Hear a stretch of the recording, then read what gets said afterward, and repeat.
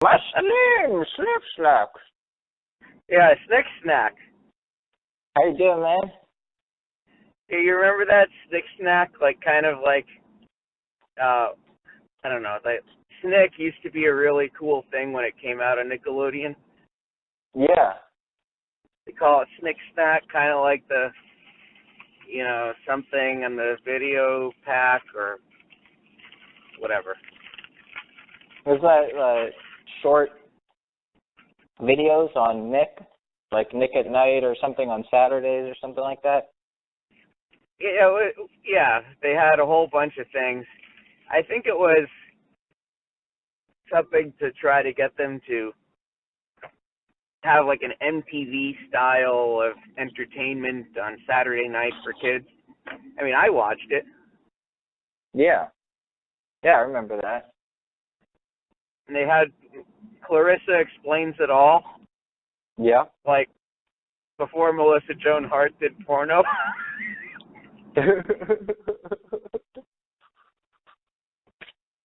Oh, man. Yeah. I remember the shows that I would watch every night before bed were the Wonder Years that came on at 8 o'clock and Happy Days came on at 9 o'clock. I also used to watch I Dream of Jeannie. That was Nick at Night. Bewitched. Yeah. Yeah, I Dream of Jeannie. Like your mom. Your mom. I guess, but she dyed her hair blonde. Oh. Okay. Yeah, Jeannie was blonde in the movie. I dream of Jeannie with the light brown hair. So there was the dark brown one too, the evil one. That would sometimes take the place of Jeannie.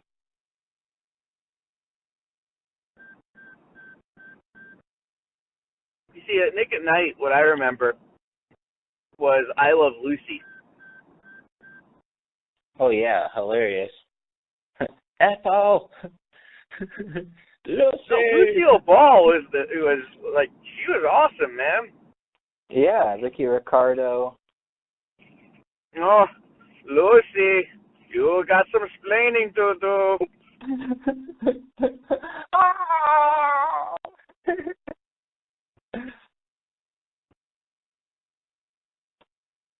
Lucy, I'm home. Quick, hide the stuff.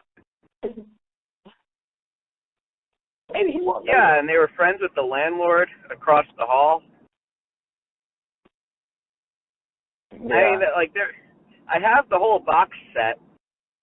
We originally got it from my in-laws, but I mean, we just ended up saving it. So I guess I'll be watching it with my kid when he's born, or when he's old enough to watch. Right. Yeah, he'll probably say, "Where are the colors?"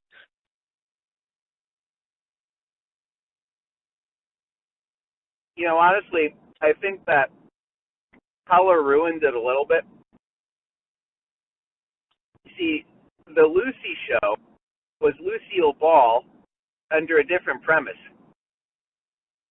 So she had a boss, Mr. Mooney,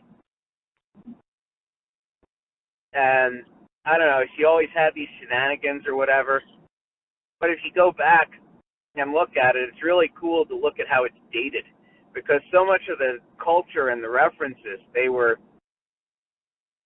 it's dated to the 50s, and in the Lucy show, the 60s. I remember one where Lucy, she didn't want to switch to the electric typewriter because,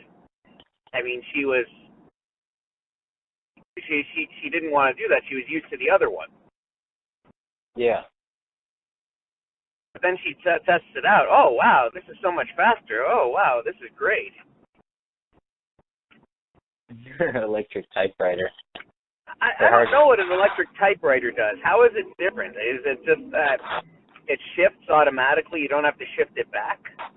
Yeah, it can do the shift for you, and I'm not sure what else. Does it do your taxes for you? No. Oh. You probably need Charles Babbage's machine for that. Maybe, or Alan Turing's machine. Well, no, I mean, Alan Turing, he built a working prototype. But Charles Babbage, over 100 years earlier, he poured tons of money into this kind of machine. It was supposed to be like a logarithmic, mechanical logarithm machine. And it was the talk of the town in London.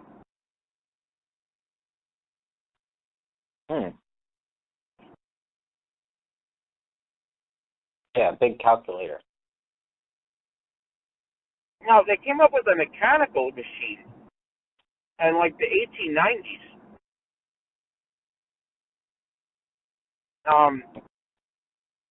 It could multiply and divide and stuff. And I could do it, I think, up to 6-digit numbers. That's pretty cool. It was called the Millionaire Machine. They have a thing on it on that video channel of the Math One number file. Okay. On YouTube. Yeah, I love number file. What a great channel, and 3 blue, 1 brown also. Yeah, he's pretty cool. And Numberphile recently had 3 blue, 1 brown as a host on the channel, or a guest, whatever. Oh, that's neat. And Presh Walker from Mind Your Decisions. Presto Walker's awesome, man. I look at those problems for hours sometimes, and they're really hard. Yeah, they can be tricky. They often require some insight.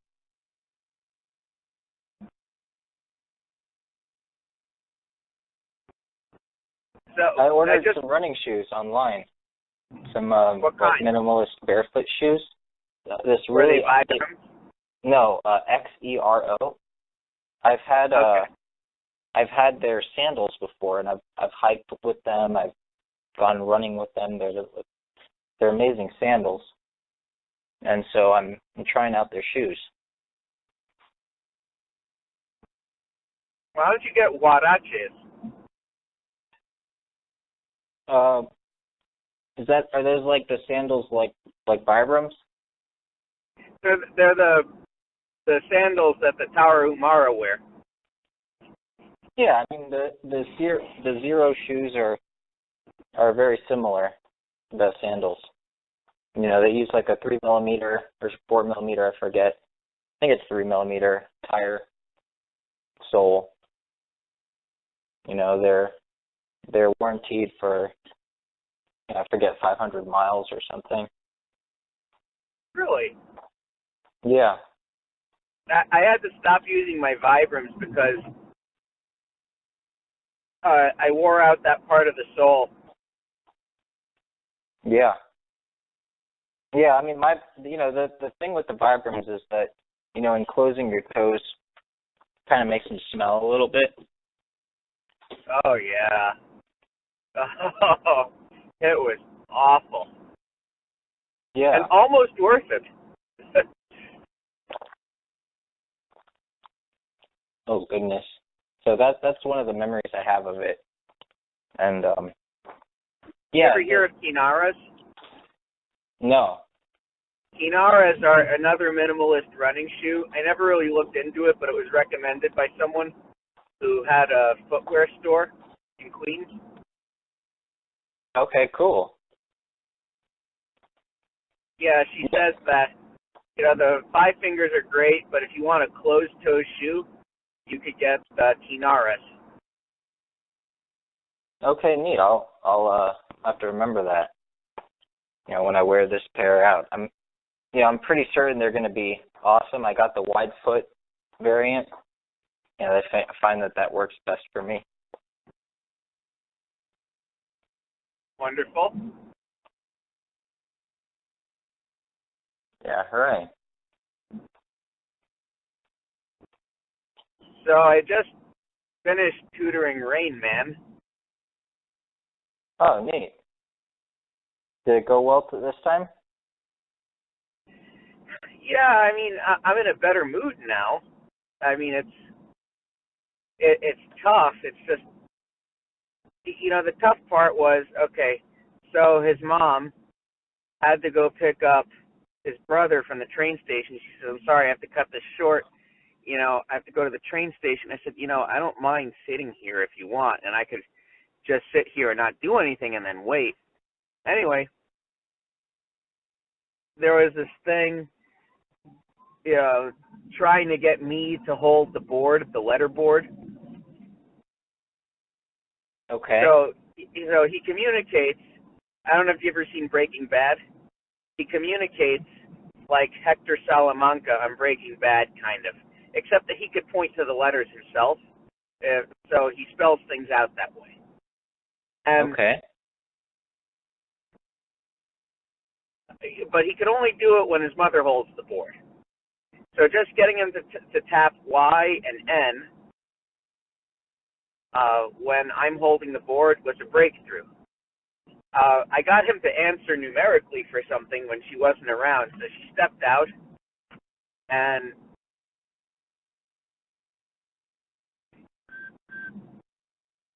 yeah. That's interesting.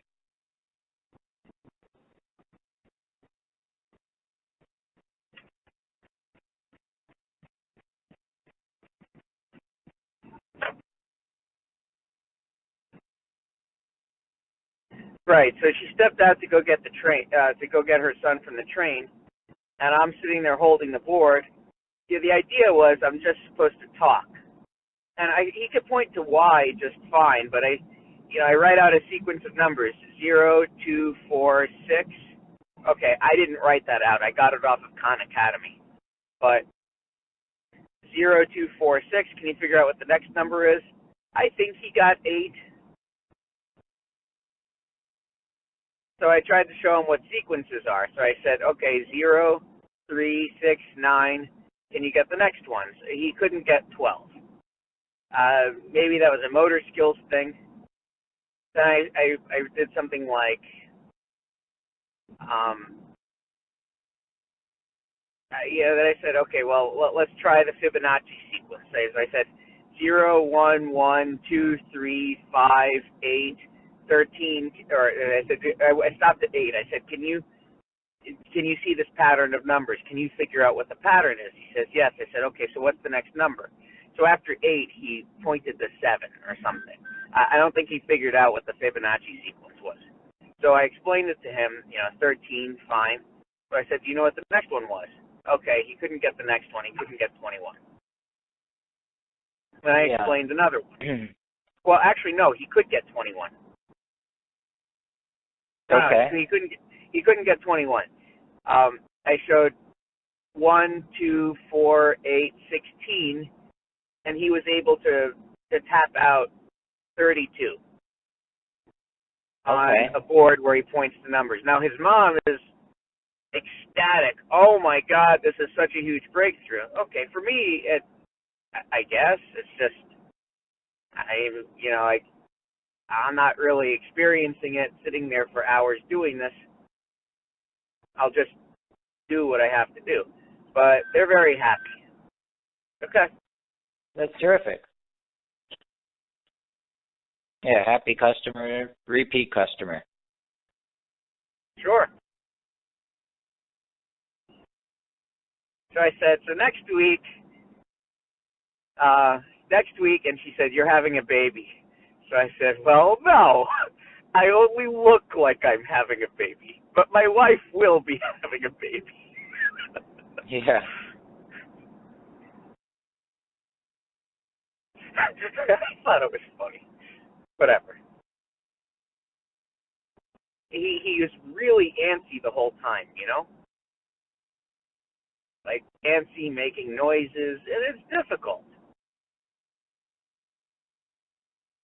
Yeah. I don't know. I guess I'm doing okay. They seem to be happy. No, I mean, it sounds like it. It sounds sounds like you've been making progress. Last time, I think he had some issues focusing. Yeah, he had issues focusing today also.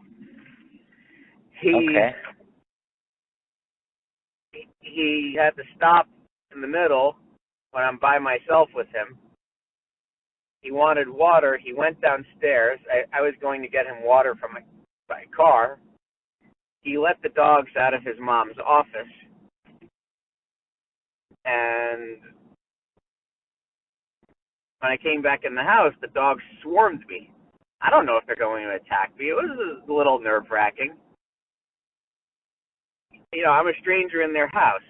So what I would normally do when dogs start barking at me and literally hounding me, I bark back. But I understand that this is their house, so I'm not going to do that. Yeah. Yeah, no, I don't recommend it when you're on the clock. So how was your day today? It was pretty interesting. So I had an issue come up where we make this little bottle of lubricant to lubricate air tools, power tools, and the supplier. What is an air tool?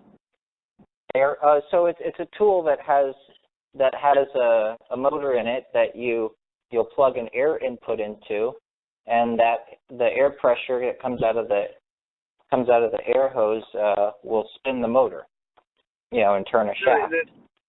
So the thing so like a compressor, you hook it up to the tool, and that's what they use in the auto body shops. Yeah. Or the mechanic shops. Yeah, they typically can be very high speed. You can get a lot of torque out of them. Because you can just use more air.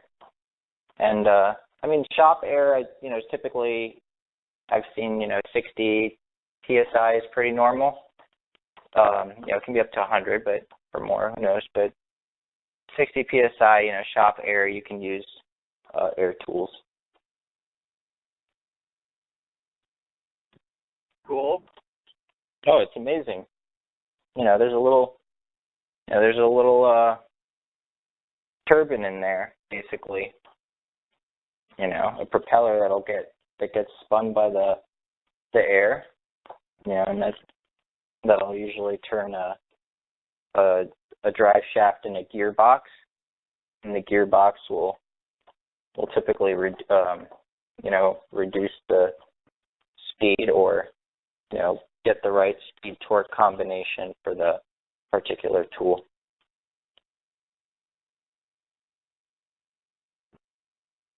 I like die grinders, the typical air tool.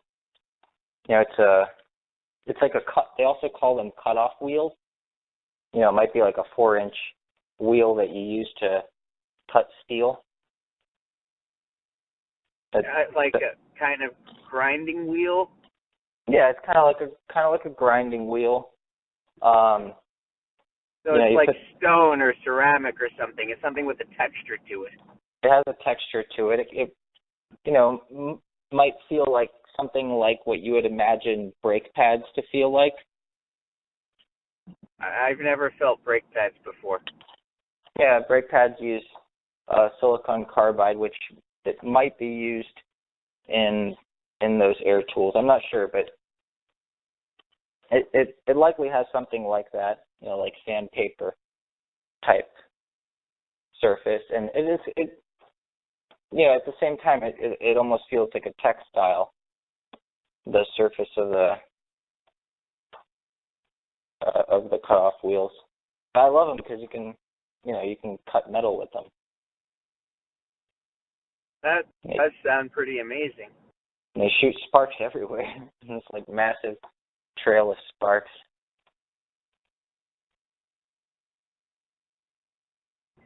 So how do you lubricate that?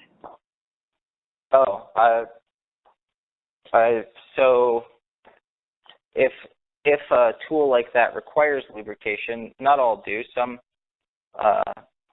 some have sealed compartments and will run their service life without lubrication. But if you have a tool that might be subject to extreme environments, like let's say you have to put it in an autoclave to clean it, every other day. There's a possibility that you may require lubrication. In which case, I mean, if you put it in an autoclave, it's probably going to melt off. well, not if it's designed to withstand that. And that's one of the challenges. Like, for instance, in the dental industry, they might autoclave their tools, or certainly in a hospital environment. Oh, so, yeah, dentists use it too. Yeah. So if if you're designing for that environment, it's like designing for outer space. You have to design for from almost vacuum to like 40 psi gauge, and it goes up like 275 degrees Fahrenheit.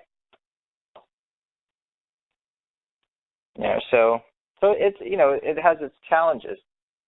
Seals don't operate the same under negative pressure as positive pressure, for instance, unless you design for it. Put a double-sided seal or two seals. You have to use materials that can withstand the temperature and the moisture environment. So there's a lot of stuff. But to answer your question, to get to lubricate them, one way might be to disassemble it, and to the point where you can access the gearbox and apply oil that way. The reason, my question, I know obviously you when you build something, you're lubricating the ball bearings or whatever it is before it's constructed and assembled. And if you had to lubricate that particular part, again, you might deconstruct it so that you can do that. But my question is more specifically, if you're passing a whole lot of air through it, then there must be, I don't know, like, would that affect lubrication? They could have the tension with the air could rip some of the lube off. You don't want it because everything has a vapor pressure if it's like a liquid or a paste or something. You have a pneumatic pneumatic device. I don't know if the air would get in there and rip some of the lube out with the force of the airflow. It very well can, and it's possible. We try to design against that, but when you're mass producing parts, they fall in a range of tolerances, and hopefully the engineering is done such that in every scenario that's allowed through production, the sealing will be maintained throughout all of the possible conditions. But one way to add oil would be to drill a port. You could drill a port through the housing of the gearbox and through the outside, the outside of the part that goes all the way in, and then seal it with perhaps a screw and a gasket. And instead of having to take apart the whole thing, you could just take out that screw. And then you might have to use a long straw or something to get it in there, but that's, a funnel. That might be one way to do it. So what about the, so you have the lubrication. And normally when you make a lubrication on a device, I imagine that it's probably, the design consideration taken is probably something along the lines of never, or in many cases, never having to lubricate it again after it's manufactured. For example, you buy a food processor. Obviously, it's a motor inside. A motor rotates things. They're going to have ball bearings and lubricant on whatever thing that they have that turns the thing. Or with a fan, that's what they do, because ball bearings and lubricant is one of the lowest friction coefficients that you can have, which is why they use it.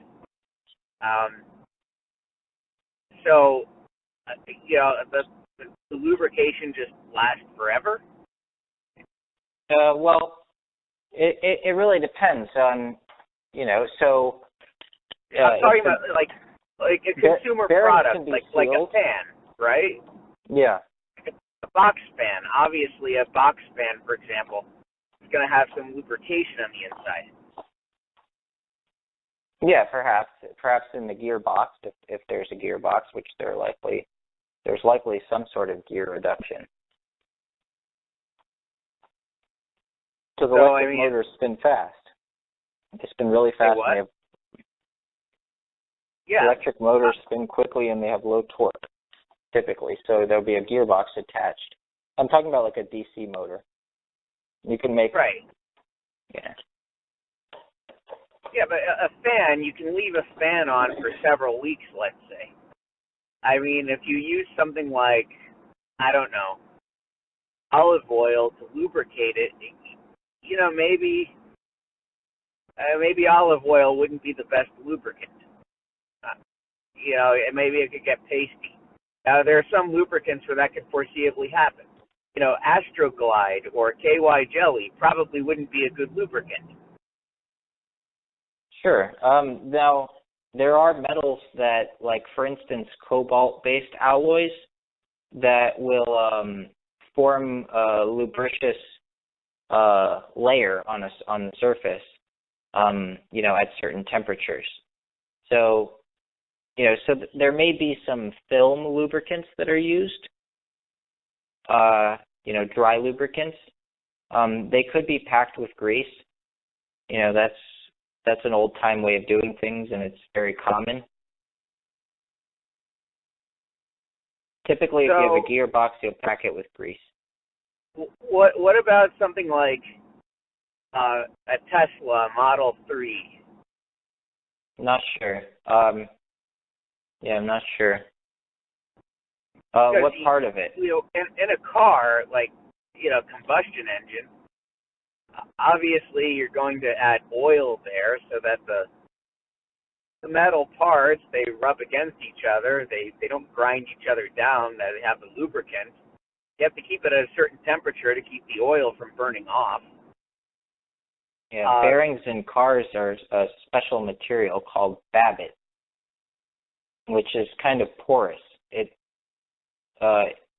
such that if metal shavings tend to wear off the metal components, that they'll get absorbed into the material and not, cause degradation of the surfaces. Right. Well, I mean, if the engine gets too hot, it'll burn off the oil, and the engine will fuse. Oh, yeah, there are issues with that too. With overheating. With a Tesla, you don't have a piston engine, for example. It's not a piston engine. So then how do you? I imagine a DC motor. Well, yeah, you have a DC motor, absolutely, and or 2 or 4. I think they have it with up to 4, like 1 for each motor. But that might only be their P85 or whatever, the Model S. I'm not too clear on which Teslas have what, but the Model 3 is the cheaper of the variants. So let's see. Which bearing would we be talking about? So the wheel bearings will be pretty much identical or very similar to wheel bearings on a combustion car. Now, if we're talking about bearings that would be in, supporting the drive shaft, those would likely be the same.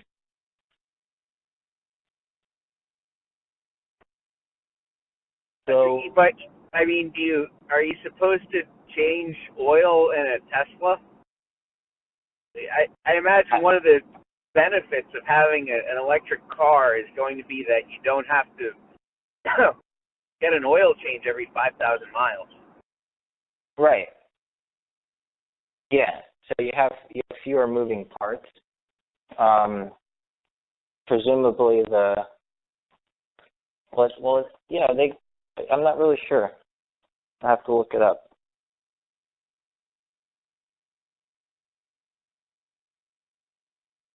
Okay.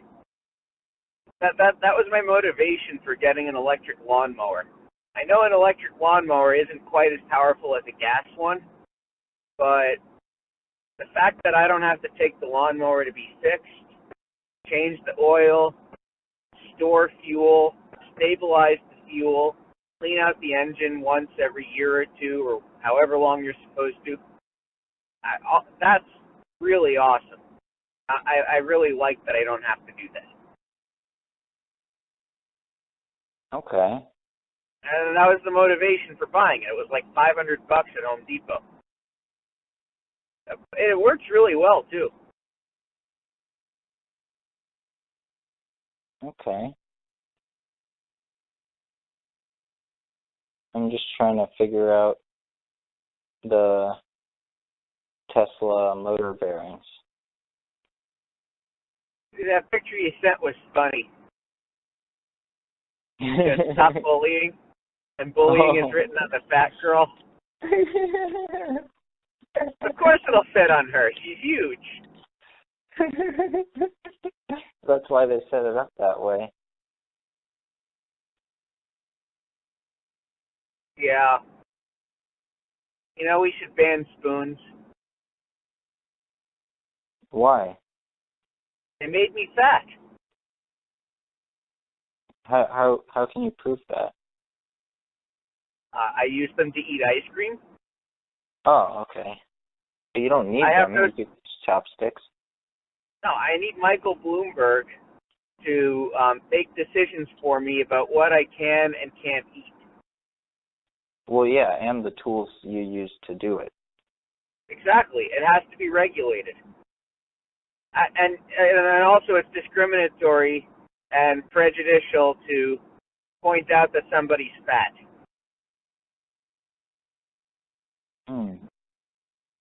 I mean, how do you know? I mean, for all you know, they could be suffering from a thyroid disorder. So There's no such thing as obesity. It's not the case that 70% of Americans are obese. I think the tactful way of putting it is that 70% of Americans have thyroid disorders.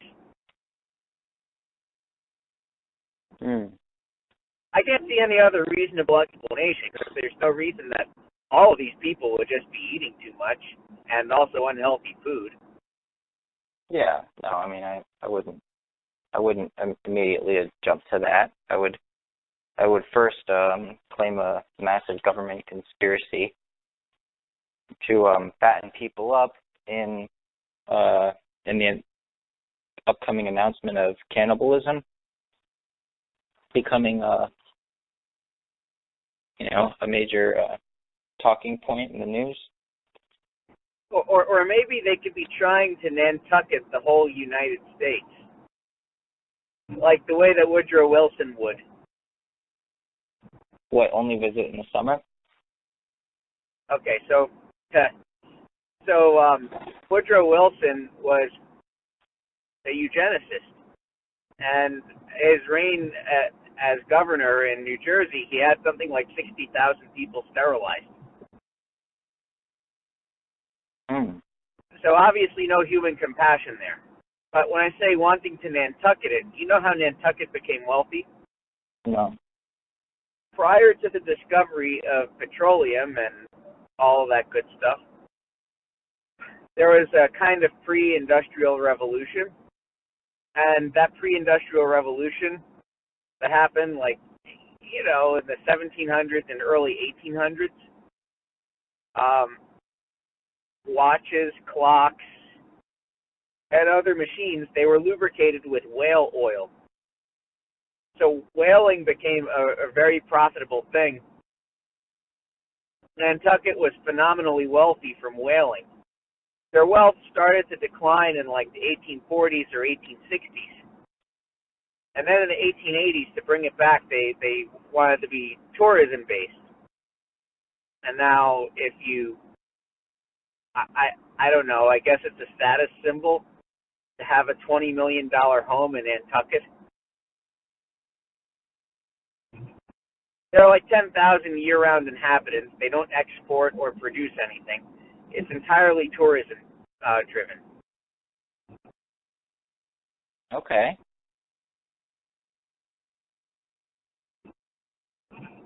Yeah, I mean, I wonder how it contrasts with Martha's Vineyard in its history. Well, the reason I want to say that to Nantucket it Woodrow Wilson style is because they have this whole thing about like they don't like synthetic products. They don't like they don't like the oil business. So if we fatten up a whole bunch of Americans with sugary, salty snacks, yeah, there you go. We could just take their whale oil. Yeah. Well, that sounds like a good idea.